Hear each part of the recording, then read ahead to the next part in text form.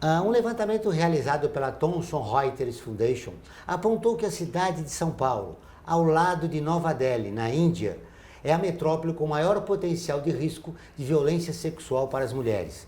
Segundo o 13º Anuário de Segurança Pública, no Brasil são registrados 180 estupros por dia. Entre as vítimas, 54% eram menores de até 13 anos de idade. Para falar sobre o tema, recebemos a médica e consultora técnica do Ministério de Saúde e da Organização Mundial de Saúde, a OMS, para os assuntos relacionados à violência sexual, Maria Ivete Castro Boulos. Olá, eu sou Joel Scala, seja bem-vindo. Está começando o Observatório do Terceiro Setor, o Olhar da Cidadania.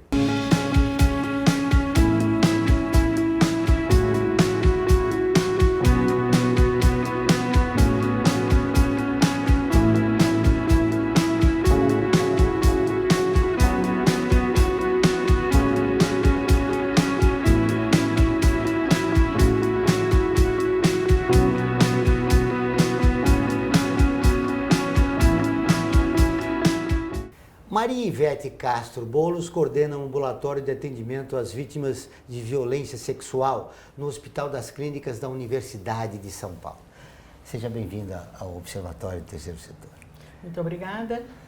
Boa tarde, telespectadores. É um prazer estar aqui falando com vocês de um tema tão importante atualmente, para a população, para a saúde da mulher como um todo. Com esses dados que eu falei agora, 180 estupros, que revela o que esse dado mostra do nosso país a respeito das condições da mulher. É muito difícil falar em dados em relação à violência sexual, principalmente porque se fala em estimativas. É muito difícil ter o número certo em relação ao número de casos atendidos ou o número real de casos, porque a subnotificação é em torno de 10%.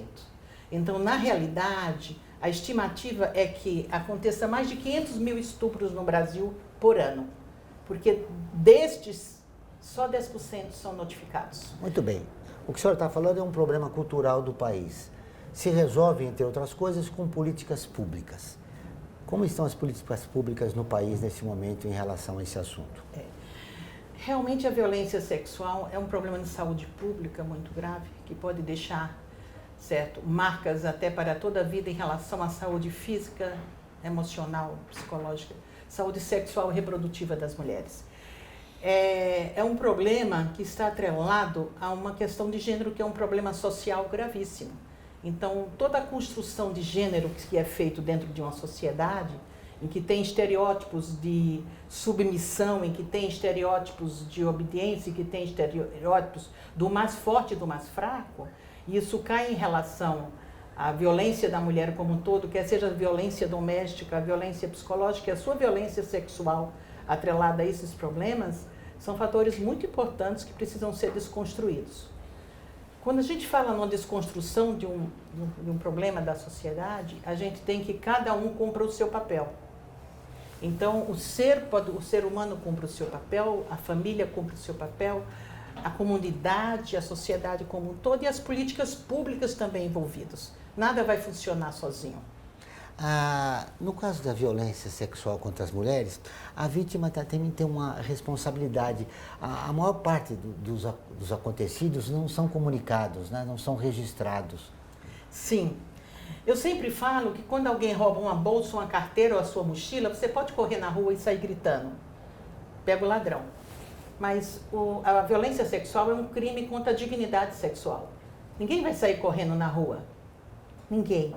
Existe uma reticência, existe um silêncio, existe um medo, humilhação, constrangimento. Tudo isso faz parte, fica em torno do episódio acontecido. Muitas vítimas demoram ainda até para acreditar do que realmente aconteceu com elas. E a segunda etapa é: para quem eu vou contar? Esse para quem eu vou contar é muito importante, porque muitas vezes esse silêncio, essa reticência que se existe após um episódio de violência sexual é uma resposta para as atitudes intimidativas, as atitudes preconceituosas, as atitudes que banalizam e que culpam muito a mulher que sofre a violência sexual. Um dos últimos acontecimentos em relação à violência sexual contra a mulher foi contra uma professora, recentemente, se não me engano, na semana passada, que ela foi violentada no estacionamento da escola onde ela dá aula. Ela demorou 5 horas para registrar numa delegacia de polícia o que aconteceu com ela. A delegacia de polícia, se não for uma DDM, a delegacia específica da mulher, ela às vezes revitimiza a pessoa, certo? Porque ela chega e ela é questionada, pergunta se ela estava sozinha, que roupa estava vestindo, se ela bebeu e se conhecia ou não o agressor e por que saiu com o desconhecido.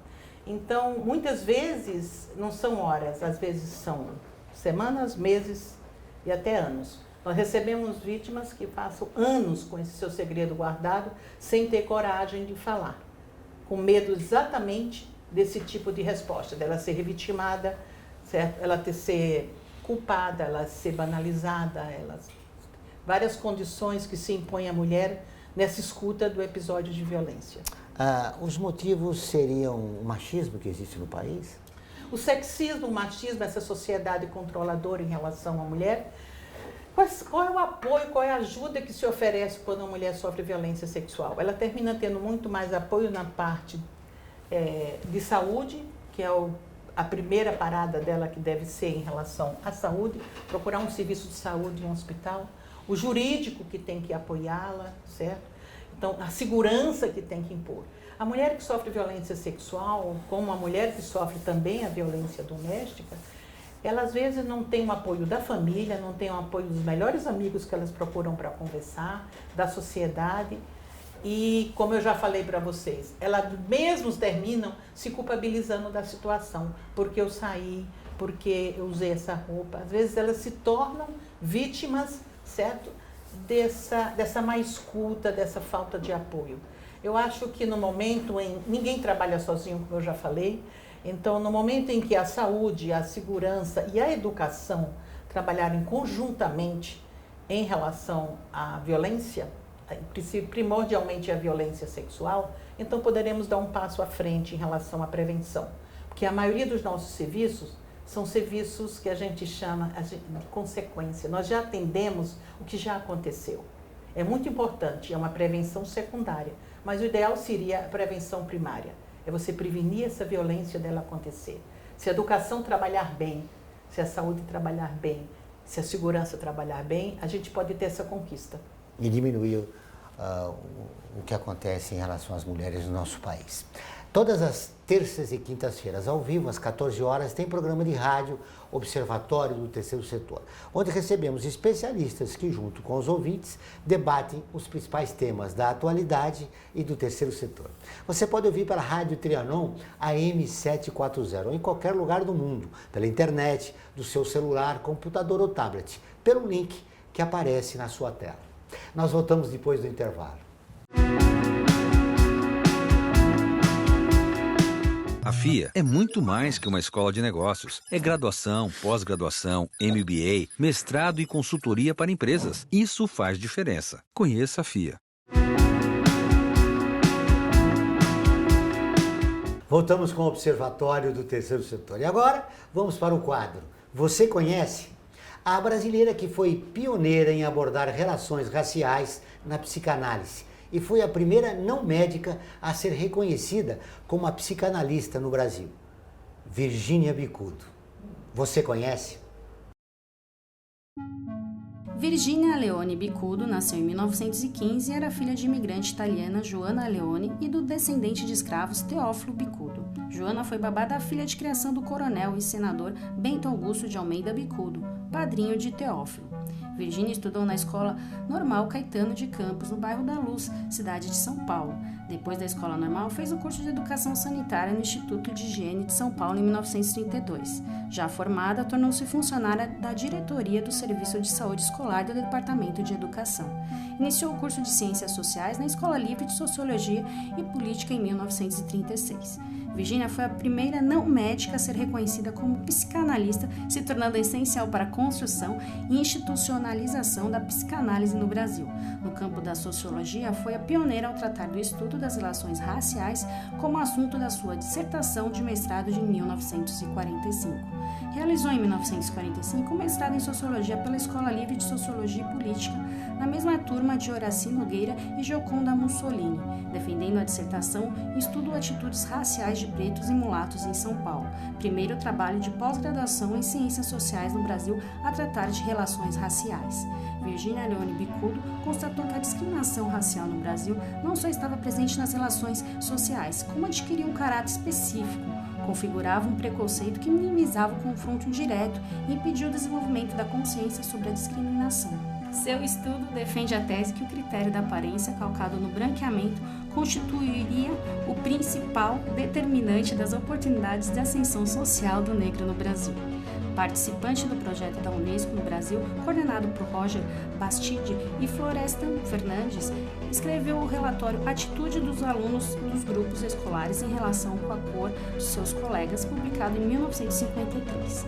Em 1937, candidatou-se a membro da Sociedade Brasileira de Psicanálise de São Paulo, sendo aprovado como membro efetivo em 1945. Em 62, foi eleita presidente da segunda diretoria do Instituto de Psicanálise, função que desempenharia até 1975. Virginia Bicudo trabalhou de diversas maneiras para a difusão da psicanálise no Brasil. Redigiu colunas na imprensa, defendendo suas ideias sobre a função social do psicanalista e participou da fundação da Sociedade de Psicanálise de Brasília. Colaborou também na criação da Revista Brasileira de Psicanálise, mas por ser mulher e negra, Virginia nunca teve seu reconhecimento merecido. Apenas em 2004, a Revista Brasileira de Psicanálise referiu a ela como uma das primeiras psicanalistas brasileiras com trânsito e publicações internacionais. Virginia faleceu com 88 anos em 2003. Que história bonita. Só o preconceito explica porque a maioria da população brasileira, inclusive as próprias mulheres, não conhece uma história dessa. É interessante em relação ao preconceito. Eu sempre falo que no histórico da violência sexual, no século XVIII, na época da Revolução, em 1780, a considerada a primeira feminista, Olympe de Gouges, ela escreveu que as mulheres nascem livres e têm os mesmos direitos em relação aos homens, os mesmos direitos iguais que os homens têm. Morreu na guilhotina por isso. Em 2018, a Marielle, mulher negra, feminista que lutava e que referia que todo dia era uma batalha para a mulher negra, principalmente a negra, sobreviver, também morreu, mas de fuzil. Então, no histórico da relação à violência da mulher e à violência sexual, a gente tem inúmeros exemplos, como, infelizmente, ainda o exemplo da Virginia. Tanto tempo, né? 2 séculos da Olympe de Gouges, e as coisas ainda continuam acontecendo. A senhora fez uma trajetória histórica, citou a primeira feminista, depois citou a Marielle, morta recentemente. Como é que a senhora vê o feminismo no Brasil? O feminismo no Brasil teve só um abre-alas, certo? Embora no restante do mundo já tinha conseguido algumas conquistas a partir de 1994, quando teve a Convenção de Belém do Pará, que pela primeira vez na vida considerou que a violência da mulher é considerado não só uma questão de gênero, mas uma violação de direitos humanos. A partir disso é que os direitos humanos em relação à mulher, os direitos sexuais e reprodutivos fossem mais respeitados, e a partir daí tivemos mais conquistas em relação ao histórico da violência sexual. Como podemos mudar as relações de gênero no país? Olha, mudar olhar e comportamento é um trabalho muito longo, mas que se conquista. A gente fala que tudo que foi construído pode ser desconstruído. Eu sempre falo nas universidades, certo? Porque a violência do campus universitário é uma coisa, é real, é quase considerado como uma epidemia em todo o mundo, a violência da mulher em campus universitário. Então, eu sempre falo que a educação deveria vir em primeiro ponto, certo? No momento em que você educa, no momento em que você... Eu acho que a gente precisa até de cartilhas, porque existem trabalhos e trabalhos mostrando da falta de reconhecimento, às vezes, da própria mulher, da violência que ela sofre. Ela sofre a violência e ela, às vezes, não reconhece, certo? Existem estudos, inúmeros estudos e trabalhos bem conduzidos mostrando exatamente isso. Você já sofreu violência na sua vida? Não. Você já foi internada por alguma situação que você apanhou? Sim. Mas você falou que não sofreu violência? Ah, mas foi do meu marido. Então, a mulher precisa um pouco, certo? Não só a mulher, mas em toda a sociedade, desconstruir esse padrão de superioridade, de inferioridade, desses estereótipos de submissão, certo? Para que a gente consiga. É um trabalho árduo, é um trabalho lento, porque a gente modificar o olhar e comportamento das pessoas não é fácil, mas existe e tem que acontecer. A gente precisa romper com esse silêncio, o silêncio que existe em relação à violência sexual, certo? O silêncio, às vezes, é pior do que a violência, tá? Porque facilita com que ela aconteça. Muito bem. Como romper esse silêncio se a maioria das agressões contra a mulher acontece dentro da própria família? Exatamente. Como podemos resolver? Onde estão as políticas públicas? Onde está o apoio da sociedade para a mulher que sofre violência? É tão fácil. Chama ela, dar uma aula e falar que ela precisa se empoderar, que ela precisa resistir, que ela precisa sair desse ciclo da violência, principalmente a violência doméstica, que tem a violência sexual incluída, a violência psicológica, a violência do parceiro íntimo. Você imagina que nós somos o 5º do mundo em feminicídio. Então a mulher morre por ela ser mulher, pelaquela pessoa que ela escolher para amar. A pessoa que ela escolher para a vida inteira, certo? Amar e ser amada. Então, como precisamos modificar esse cenário? Onde está a ajuda da família? Onde está a ajuda dos amigos? O que é que a sociedade oferece para que a mulher só saia do ciclo de violência? O emprego, as creches, o apoio, tudo isso precisa acontecer. Ela não pode chegar isolada, só com sua vontade e o seu empoderamento. Ela precisa de ajuda. Muito bem, aí entra o desafio das políticas públicas, né? Agora eu vou fazer um convite a você para curtir a página do Observatório. Ela é visualizada por mais de 700 mil pessoas toda semana e ela está sempre atualizada com notícias do terceiro setor, do Brasil e do mundo. Faça como mais de 420 mil pessoas e siga a nossa página.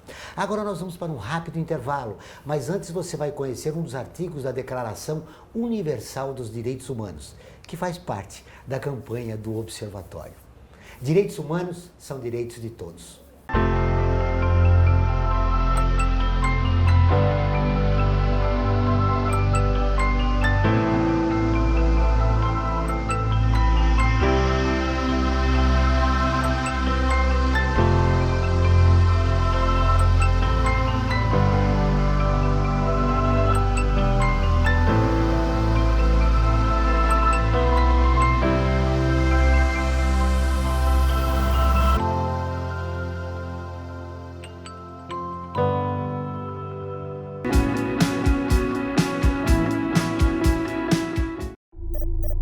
Internacionalizar a economia afeta o seu emprego?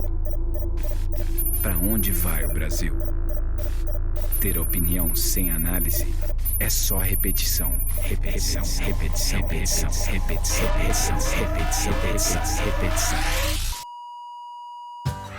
Informação é importante. Análise é fundamental. Le Monde Diplomatique Brasil. Independente e crítico.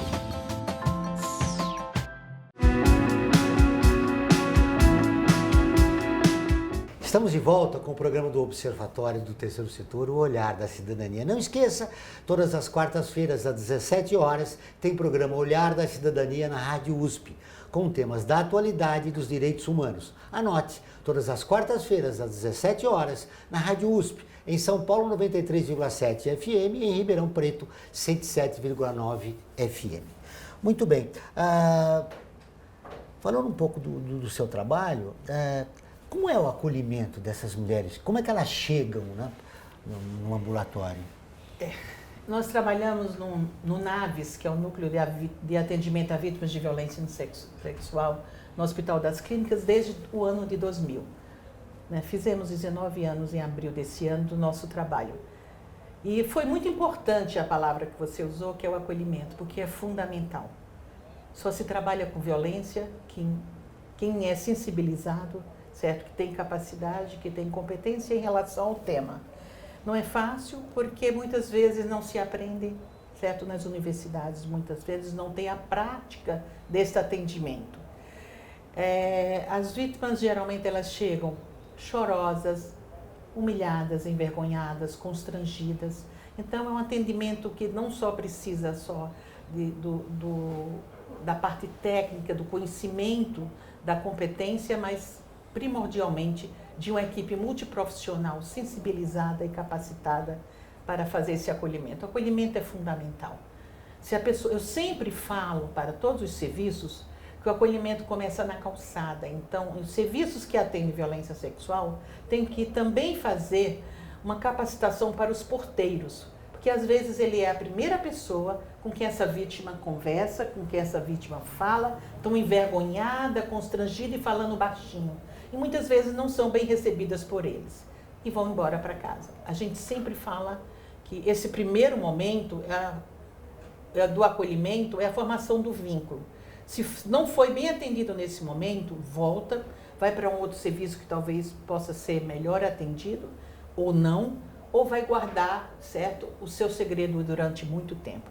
As vítimas, quando chegam com traumas físicos, que chegam às vezes trazidas de ambulância, então essas vítimas elas entram direto nos hospitais, mas nem sempre o trauma físico grave é presente. Então elas chegam andando, acompanhado de alguém da sua família, acompanhado de alguém do seu ciclo de amizades, né? Porque precisa realmente ter uma mão forte nessa hora para dar o apoio.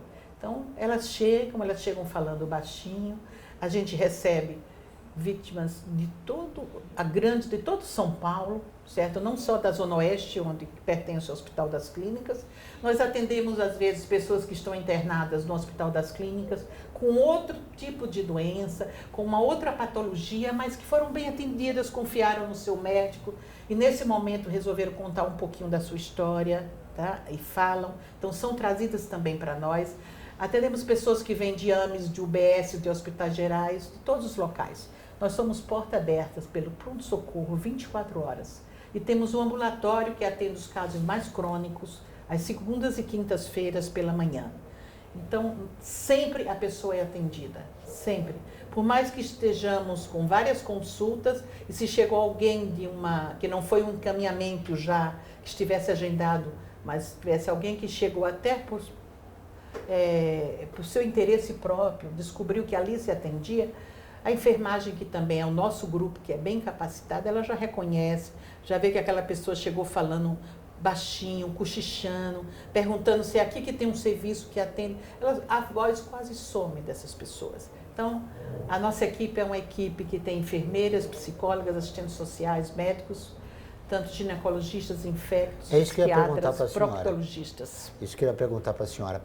Pela complexidade do atendimento a essa mulher, esse acolhimento deve ser feito por uma equipe multidisciplinar. Sempre o ideal é a equipe multidisciplinar. Não adianta o hospital ter uma farmácia e ter uma porta aberta de pronto-socorro que vai fazer o acolhimento adequado. A gente sempre fala, para trabalhar com violência precisa realmente ter uma capacitação para isso. O nosso ambulatório atende todos os sexos e todas as faixas etárias. Não somos exclusivos só da violência da mulher, atendemos homens, certos meninos e os adolescentes também do sexo masculino. Sabemos que eles também sofrem violência sexual e que muitas vezes eles são em casa, é muito difícil da família querer trazer, existe quase um estigma da família em relação a isso. O sexo masculino, para chegar no hospital, ele precisa às vezes ter um trauma físico genital muito importante para que a família traga. Senão vai mais uma vez ser escondido, certo? E esse segredo vai durar durante muitos anos. Muito bem. As mulheres agredidas sexualmente, como a senhora falava antes de começarmos o programa, pertencem a todas as classes sociais, né, da sociedade. Existe um termo que é a violência universal, ela não tem fronteiras socioeconômico-culturais. Obviamente, nós temos a população, certo? A população que tem um nível socioeconômico muito mais baixo, que elas ficam mais expostas, muito mais vulneráveis, certo? A sofrer violência. Quer ter que ir trabalhar, deixar os filhos sozinhos em casa, quer, para saber, peregrinar muitas mulheres que peregrinam à procura de emprego e cada lugar que ela vai, elas sofrem um assédio, elas podem sofrer a própria violência sexual. Então, é obviamente que as classes sociais, certo, com menor nível socioeconômico mais baixo, elas são muito mais vulneráveis a isso. Mas não vamos esquecer que a classe também alta sofre. A diferença é que ela não vai procurar o AME, não vai procurar a UBS. Ela vai procurar o seu médico particular, né? E vai ser atendida até talvez numa rapidez maior. Bom, para resgatar essa mulher de uma situação como essa, é necessário mexer com a autoestima dela e conscientizá-la dos seus direitos. E os direitos humanos no Brasil são violados a cada segundo aqui no país. Qual a sua opinião a respeito da atuação do governo, sobretudo na área de direitos humanos? Atualmente, eu acho que nós estamos tendo um retrocesso muito importante em relação a isso, né? Desde que nós sabemos que um dado importante, fundamental, que a gente vê em relação a isso, certo? Em 1940, certo, nós tivemos o aborto, certo? A liberação do aborto legal, que é o aborto pós-estupro. E que, em alguns momentos, certo, a gente fica até com medo de perder este direito conquistado. Olha que foi em 1940, certo? Em 1900, quantos nós aqui nessa sala não estavam nem útero materno, vamos dizer assim, certo? Mas que já lutaram e tiveram essa conquista. E que tivemos, algum tempo atrás, uma PEC, certo? Uma PEC 181, que quase aboliu esse direito das mulheres. Eles querem abolir o uso do anticoncepcional emergencial. Eles querem abolir, certo? Conquistas que já foram feitas. Então, isso nos dá um receio muito grande, um medo, às vezes um medo, de como a situação atual que faz. Nós temos que ter uma política de saúde, que tenha uma rede bem formada, que a mulher não precise peregrinar quando sofreu uma violência sexual, que ela não precise tomar um trem, 2 ônibus, ou até 3 ônibus para chegar num serviço para ser atendida. Se em cada região de São Paulo, região norte, sul, leste, oeste, tivesse a referência de um atendimento em violência sexual, ela não precisaria passar por essa peregrinação. Mas o que nós sabemos agora é que estão querendo fechar os serviços que existem, certo, de apoio principalmente ao aborto legal, certo, que é uma conquista, que é uma gestação pós-estupro, é considerada uma nova revitimação. Inclusive os hospitais não estão cumprindo a legislação, né? E estão evitando de fazer o aborto quando a mulher tem direito, porque ela sofreu violência, né? Exatamente. E eu quero dar um lembrete em relação aos hospitais. Nós somos médicos, nós somos saúde, nós não somos delegados. Nós não temos que chamar ninguém para chegar uma mulher com um aborto dentro de uma saúde. Nós temos que cuidar dela. É isso que nós precisamos. Ela procura saúde para ser cuidada. Senão ela teria procurado uma delegacia. Se é para você, médico, chamar um delegado, querer fazer isso, ela não precisaria chegar na saúde. Ela teria ido direto para o delegado, para uma delegacia. Então, nós somos saúde que cumpramos o nosso papel. Muito bem. Para fechar nossa entrevista, agradecendo a sua presença aqui. Espero revê-la em outras entrevistas e programas do Observatório. O que de mais importante a senhora gostaria de deixar registrado, finalizando a pergunta? O que é fundamental falar para a mulher hoje a respeito dessas agressões que ela sofre diariamente no nosso país? Você que já sofreu violência sexual em algum momento da sua vida e ainda não contou para ninguém, ainda é tempo. Sempre é tempo. Lembre disso. Você precisa ser cuidada. Você precisa ter o olhar para a sua saúde como toda a sua saúde emocional, física, sexual e reprodutiva. Procure a saúde, procure um hospital, converse com as pessoas. Eu sei que você espera essa pergunta há muito tempo. Nós, médicos, falamos várias perguntas.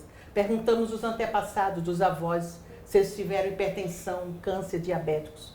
Mas a pergunta, você já sofreu violência sexual em algum momento da sua vida?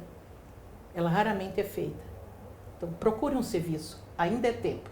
Lembre, sempre é tempo. Para a gente mudar a situação, para mudarmos a situação do país. O Observatório do Terceiro Setor fica por aqui. Esse e todos os nossos programas de TV e rádio estão no nosso portal, acessado por mais de 3 milhões de pessoas de 173 países. Acesse você também, observatório3setor.org.br. Contamos com você sempre na luta por uma sociedade mais justa, solidária e tolerante. Até o próximo programa.